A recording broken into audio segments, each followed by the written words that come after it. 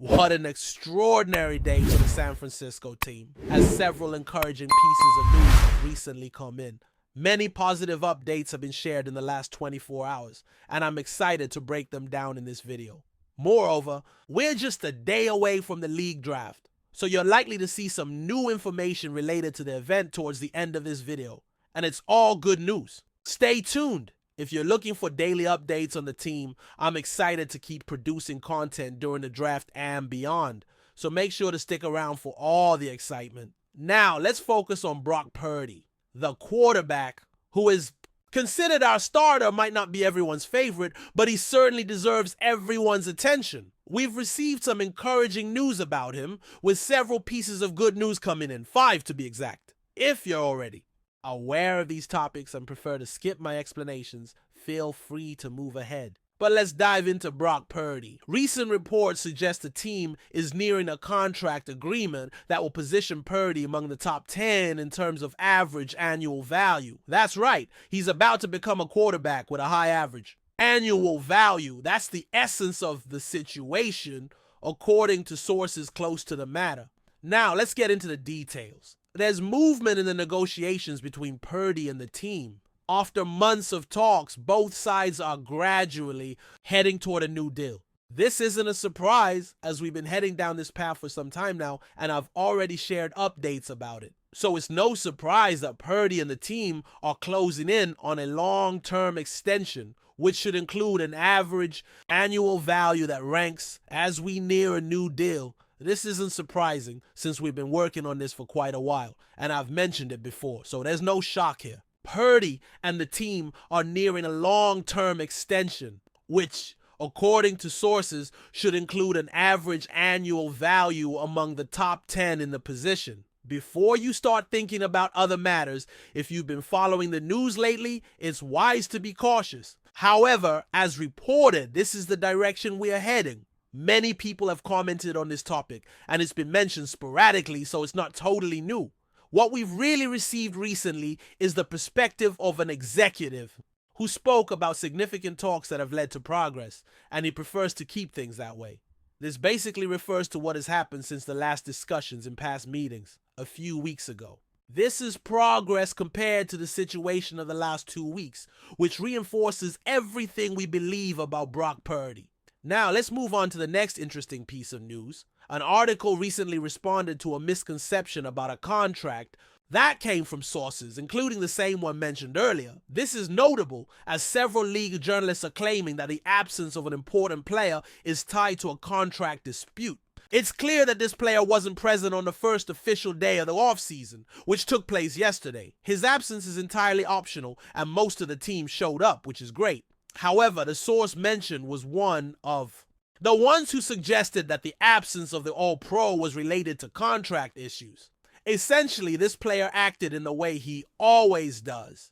It's hard not to admire his presence. Can you imagine his smile as he handled this situation? He responded to a well-known reporter who deserves all the recognition and attention. Who doesn't appreciate George KD? Honestly, your analysis is off. Can you see his smile? Don't you notice the joy in his expression as he responds to a renowned reporter who undoubtedly deserves all the recognition for always bringing exclusive information? But it's important to consider that the information may not be accurate. And of course, we can't forget about the fan favorite tight end, who always manages to add a touch of humor even in more serious matters. So, we've got George KD. And pay attention, this is great news. Many positive developments are coming, which is good, as overall the 49ers situation with George KD is still uncomplicated. He's happy, and his recent absence isn't due to financial matters. This is a simplified version. We don't know all the details, but we've learned that the two sides are at odds. We'll need to wait for more information. Now, let's talk about the next topic, which you've probably heard about. But Christian McCaffrey recently made an appearance. This happened after the recording, so I didn't mention it earlier, but it was an incredible event. An article was published highlighting that Christian McCaffrey has no restrictions after the injury he faced in the 2024 season. He stated that upon showing up on the first day of the Niners' off-season program, he was free of limitations after dealing with bilateral Achilles tendonitis that kept him out of the first 8 games of last season, as well as a knee ligament injury that caused him to miss the last 5 games. "I'm feeling great," McCaffrey said. "The process has been very smooth and took a lot of hard work. As soon as the injury happened in Buffalo, my goal was not to miss a day of off-season activities and to be ready to play without limitations, and that's exactly where I am." And this is something I've mentioned a few times this offseason. I'm feeling quite optimistic about Christian McCaffrey's performance next season. I recognize that he's aging and approaching a point where his performance might decline. I understand that. I'm not saying that McCaffrey's next season will be like 2023, although we did see something pretty impressive last season with another quarterback or running back. Anyway, I'm not too concerned about it, since some running backs last season even outperformed their age, so to speak. But regardless, I believe Christian McCaffrey is in an excellent position, having played a bit last year, which was enough for him to prepare and transition behind the scenes, getting out onto the field and getting a few runs in, performing in games, and hitting a good rhythm in the Buffalo game, which might have been slightly affected by the snow, but still an exceptional run. We felt like the old Christian McCaffrey was back in that game against Buffalo, and soon after he got injured. His injury wasn't related to Achilles tendonitis, as it wasn't severe, but it did set him back a bit. I believe he's in an excellent position with a full off season, plenty of time for a gradual transition, and the opportunity to participate in off-season activities. For me, this is shaping up to be a wonderful situation for CMC, and I'm really excited about it. However, my excitement isn't limited to that. I'm also excited about Fred Warner. I made a mistake. The article I mentioned isn't here, but it was really relevant, and I'll have to find it so you can check the author. I apologize for that because it's important to give credit. The article was written by a contributor from a respected source, and that's that. I'll try to organize this, which is a bit confusing. But anyway, the writer referred to Fred Warner. It's clear who was involved, and I apologize for that. I feel it's important to state that this piece was written by a contributor. Allow me to clarify. It seems a bit scattered, and I hope it doesn't come across as too flawed. The writer discussed Fred Warner and his remarks during his podium appearance yesterday. Furthermore, it was refreshing to have another excellent audio segment, as hearing all the players interviewed again was really uplifting. Do you get the sense that they might be channeling some resources your way by the end of summer? Is this something you would want resolved before the first week? It appears they are already allocating quite a bit of funding as it stands. This is Fred Warner speaking. You know, I've had my share of playing time, but the entire situation is something I trust my agent and the team to handle. When he talks about the agent and the team navigating things, he's not worried about the contract. He is focused on being present at the organized team activities. He spoke extensively about Robert Saleh returning to the facility and engaging with Lynch, leading to a lot of really positive material that came out of that interview, which makes me feel hopeful, as does Fred Warner, who said, "I am just ready to go to work and be the best version of myself." That's the Fred Warner we recognize and admire, which is, of course, expected. One last positive update I wanted to highlight pertains to Mason Graham. Now, we've touched on Mason Graham before. He's the player I wish we could acquire, but is currently out of reach. He's the individual I would target if we were considering a trade-up, possibly alongside Abdul Carter if he fell within our grasp.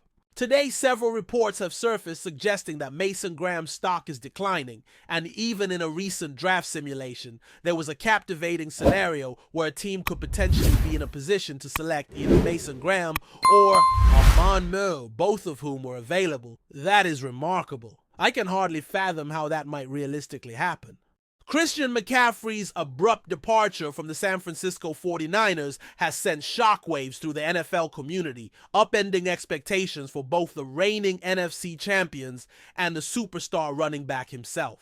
In a deal that materialized late Wednesday evening, San Francisco agreed to send McCaffrey to the Miami Dolphins in exchange for a package centered on a second-round draft pick and veteran linebacker Jerome Baker. League insiders described the CEA swap as utterly unexpected, a sentiment echoed by fans and analysts alike. McCaffrey, 27, arrived in San Francisco last offseason amid fanfare that he would be the final piece in the 49ers Super Bowl puzzle. Coming off a career-best season in Carolina where he posted over 2,000 scrimmage yards, the Alabama product seemed poised to elevate San Francisco's offense to unprecedented heights. Instead, his tenure lasted less than a full calendar year.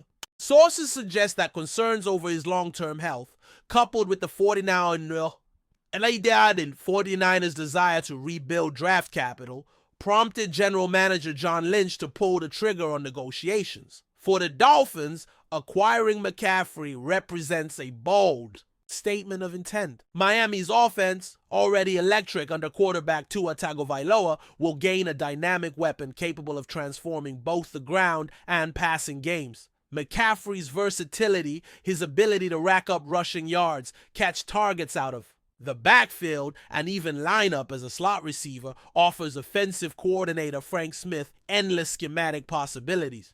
Expect the Dolphins to unveil new packages designed specifically around their new marquee back. Conversely, the 49ers receive a high-value draft asset and a proven defensive playmaker in Jerome Baker. Baker, a 3-time Pro Bowler with the Dolphins, will step into a linebacker core that has struggled with injuries this season. His sideline-to-sideline range, combined with the 49ers'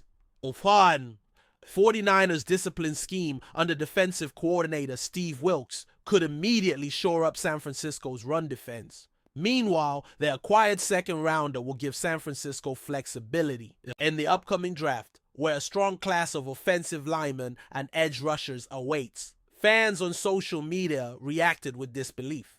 "I can't believe we're saying goodbye to McCaffrey already," tweeted one supporter, while another opined, "This feels like a salary dump more than a strategic move." Yet others praised the 49ers' foresight, arguing that accruing picks is essential for sustained success in today's salary cap era. McCaffrey, for his part, released a heartfelt statement. "I'm grateful for my time in San Francisco and proud of what we accomplished together. I look forward to joining the Dolphins and chasing another championship." His comments underscored both professionalism and optimism, hinting that his competitive fire remains undiminished. As the dust settles on this blockbuster transaction, all eyes turn to Miami's Dolphin Stadium, where McCaffrey will don aqua and orange for the first time this Sunday. Will he seamlessly integrate into Miami's scheme and reignite his MVP caliber production, or will the weight of expectations prove burdensome? Meanwhile, back in San Francisco, Lynch and head coach Kyle Shanahan will begin the process of retooling an offense that lost its most explosive playmaker in less than 1 year. In a league defined by constant evolution, the McCaffrey trade stands as a stark reminder that even the most formidable dynasties must remain agile, and sometimes willing to surrender star power in pursuit of long-term stability. That's it for this update. If you enjoyed the video and want to keep receiving exclusive news about the San Francisco 49ers, make sure to subscribe to 49ers Zone and give this video a like. We always look forward to hearing your comments and opinions. See you in the next video.